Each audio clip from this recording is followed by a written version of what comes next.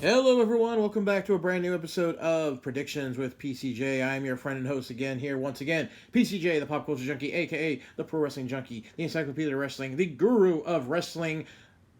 Thank you so much for tuning in, everyone. Welcome back. We're talking about this weekend's WWE Clash of the Champions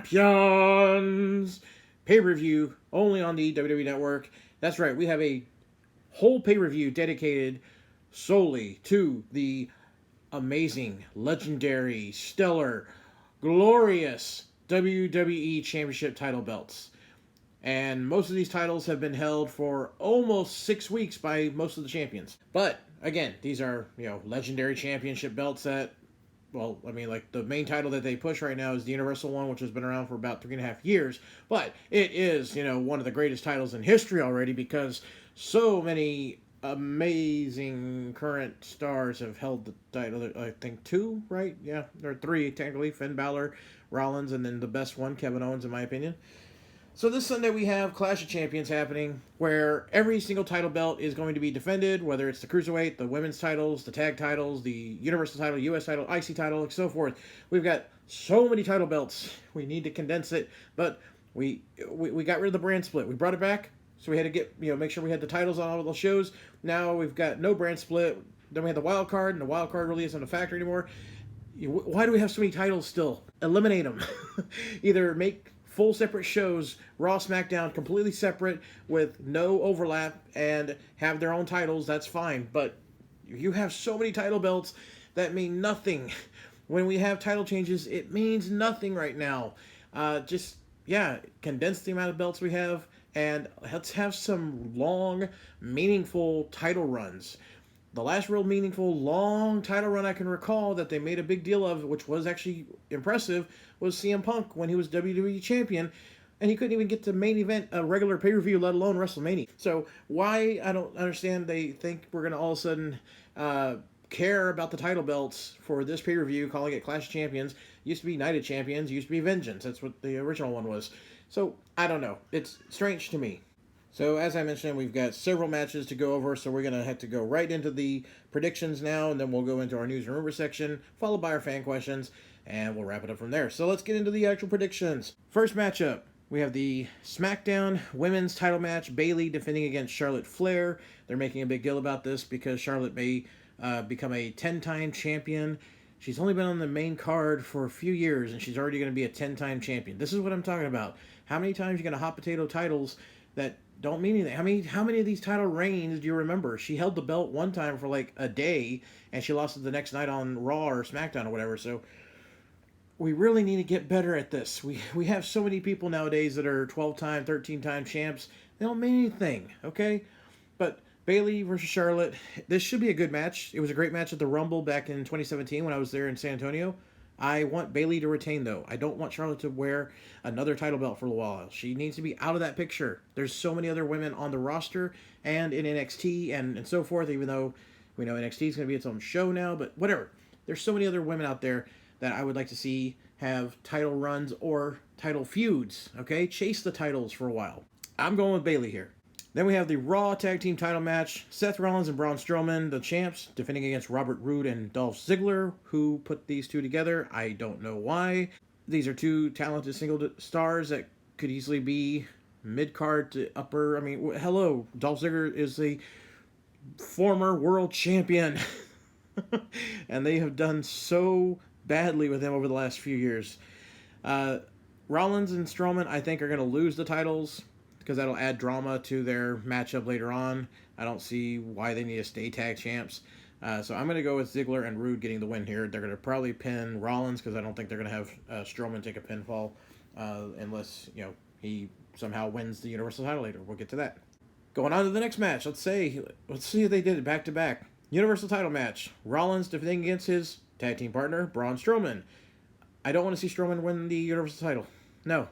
He has completely cooled off from any heat, any momentum he had, and I'm just going to say let's go with Rollins, and he'll drop it to somebody else at the next pay-per-view, something like that. So I'm going to go with Rollins retaining. Then we have the WWE title, Kofi Kingston defending against Randy Orton. Oh, this match was boring 10 years ago. Kofi Kingston's going to get the win here. No reason for Orton to ever win a title again, in my opinion. Next up, WWE Cruiserweight title match, triple threat match. Drew Gulak versus Humberto Carrillo versus Lince Dorado. I'm going to go with Gulak getting the win here. Next up, we got the SmackDown Tag Team title match. The New Day, who have been missing in action for several weeks now, they're still the champs, actually, even though we haven't seen them on TV, versus the Revival of Dawson and Wilder. I would like to see the Revival get the win and go on to other tag team feuds. I'm so tired of the New Day, it's ridiculous. So I want to go with the Revival here. Next up, we got the Intercontinental title defended by Shinsuke Nakamura versus The Miz. All of a sudden, they're making a big deal about The Miz breaking the longest or the most reigns of the IC title record. All of a sudden, they're making a big deal about this. Isn't it a strange coincidence that the current record holder for the most Intercontinental title reigns is the newly crowned AEW champion, Chris Jericho? That's just a coincidence. I know they didn't plan to, make a big deal out of this now. Don't want to see Miz break that record. I want Jericho to hold on to that, but I think that's what they're going to go for. And they haven't really done a whole lot with Shinsuke lately, except for pairing him up with Sami Zayn. But I would like to see Shinsuke retain, but I'm predicting it's going to be Miz getting the win so that they can scratch Jericho off of that record holder. They did that with other people. So, let's be honest. Whenever Randy Orton won the World Heavyweight title, not the WWE title, the World Heavyweight title, which was a title that had only been around for a year or so, they started referring to that as being the youngest WWE champion, even though Brock Lesnar still had that title, or that moniker, and he had just left the company to go play football. All right, we have the Raw Women's Championship title match. Becky Lynch defending against Sasha Banks.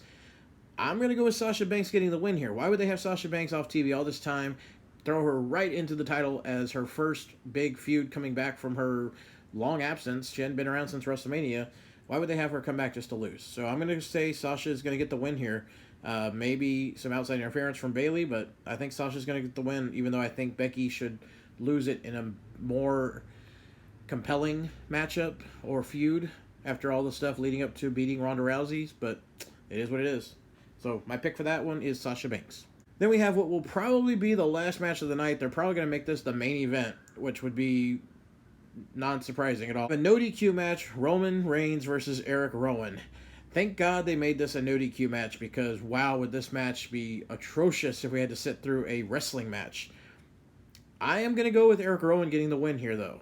I think they're going to do more with this storyline, so I want to see Eric Rowan get the win here. It's obviously a no DQ match, so Daniel Bryan's going to probably come in and cause some interference and do something to help out, whatever, but I'm going to go with Rowan. Next up, we have the Women's Tag Team title match. Alexa Bliss and Nikki Cross defending against Mandy Rose and Sonya Deville. I want to see Mandy and Sonya get the win here. I'm not against the team of Bliss and Cross, but I want to see Mandy and Sonya get a decent push, a title run, and see what they can do. So I want to go with Mandy Rose and Sonya Deville here. And last but not least, we have the United States title match. AJ Styles versus Cedric Alexander. Gonna go with Styles getting the win here. All right, let's get on to some news and rumors. So on the closing segment of SmackDown this week, we saw Shane McMahon fire Kevin Owens for not helping him win the semifinals of the King of the Ring tournament. The next day, Kevin Owens posted a tweet on Twitter that read 14-24-20. So obviously this is not a date since there's no 14th month. But if you look at the alphabet and you count the letters, then you get NXT. So maybe we will see KO debuting on NXT on their debut show on USA. Who knows? Former WWE Tag Team Champion Brian Knobbs of the Nasty Boys is dealing with a medical emergency, and a friend of his has set up a GoFundMe page. Knobbs' friend states that he's dealing with common issues that all stars face from years in the business, including a full knee replacement. If you wish to make a donation, you can do so by visiting the GoFundMe page. We, of course, wish Brian Knobbs all the best and hope for a speedy recovery. And there is talk of WWE moving Michael Cole to SmackDown for the commentary team once they go on Fox. Not surprising, they're going to take whoever has been doing their commentary shows for the majority of the time. Obviously, compared to Renee Young and Corey Graves or Coach, any of those individuals, Cole has been there longer, so they think, oh, we need him to be there. But once again, Cole is, in my opinion, the worst commentator. There's no reason for him to still be there for commentating purposes. I think he should have long since been sent back to the creative team or backstage to do something, anything else. Just because, again, I just cannot stand him on commentary. I usually mute the shows when I'm having to listen to him. All right, so let's go into some fan questions. Remember, you can always send me questions on Twitter or Facebook. I'm always live tweeting during every WWE Network show pay-per-view. You can follow me at Pop Culture Junk 2. And we got lots of questions today, so let's get started. Pop Hunter asks, why have a pay-per-view where every title is defended, but yet they don't make that a requirement at WrestleMania? Hey, if anybody out there has that answer, please tell me, because, yeah, it is crazy. But again, I do see that you don't want to just have a title match to have a title match. But I think you should sometimes, because you should have title matches at every show. But this is where, again, we have so many titles that don't mean anything, that what's the point of having them all defended? But, of course, you should be defending these titles to make them worth or mean something. But it doesn't make much sense where you've had tag champs, IC titles, etc., left off of the biggest show of the year, which should have every major title defended. Spaced Out asks, Corbin will most likely win the King of the Ring, so what are they going to do with him after winning? Chances are they'll put him in a program with Seth Rollins, so we're going to see that again. He'll probably get a couple of title shots, but I don't think he'll win the Universal title, but could be wrong. Steven asks, F, Marry, Kill, Alexa Bliss, Mandy Rose, Sasha Banks.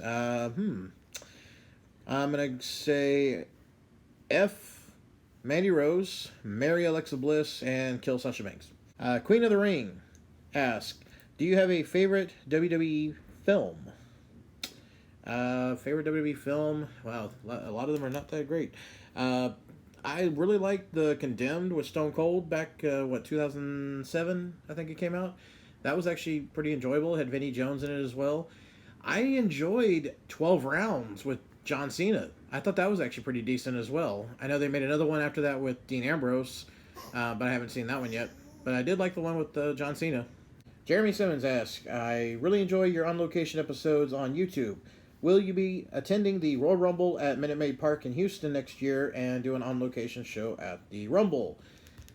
That's still up in the air. I'm not sure if I will be able to attend the Rumble, even though it is right here in my backyard, just really down the road. And it'd be great if I could, because I'd love to go to the Minute Maid Park and see a wrestling show. I've seen a couple of baseball games there when the Astros are playing. But that would be amazing to see a wrestling event inside of a baseball stadium. I just thought that would be awesome to see. But no, if I can go, definitely I would be doing a on-location show or live stream or anything I can think of to do for posting on YouTube. So keep an eye out for it. You never know, it might happen. We'll see.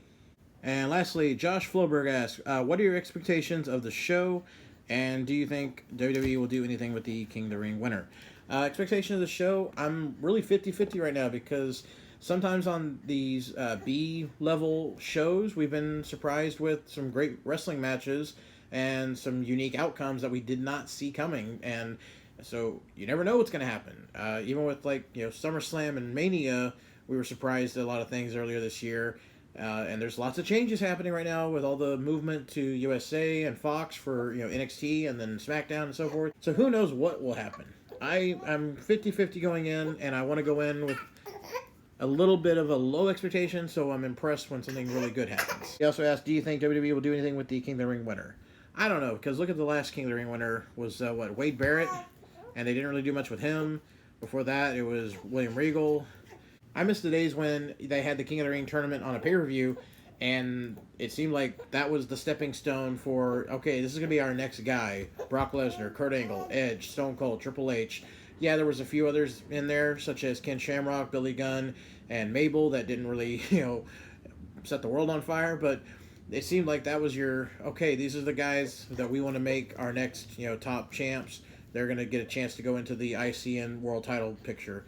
Who knows? I mean, I know we see all the reports that Vince McMahon's really sweet on Corbin, but I don't know if I see him as an actual champion. Okay, everyone. Well, thank you so much for sending in your questions. Remember to follow me on Twitter, PopCultureJunk2. I'll be live tweeting all throughout the show on Sunday evening. And following the show, I'll be posting my full spoilers, recap, and results. And if you want to get a shout out on there, send me questions or topics during the show, and I'll bring those up during the video as well, and you get a shout out. Well, everyone that's going to be watching the show this weekend, I hope you enjoy it. I hope we have a good time, and hopefully we'll get some surprise moments that we didn't see coming. Alright guys and gals, thanks so much for listening and watching. I hope you enjoyed it and you'll tune in again. This is your friend and host, PCJ the Pop Culture Junkie, signing out.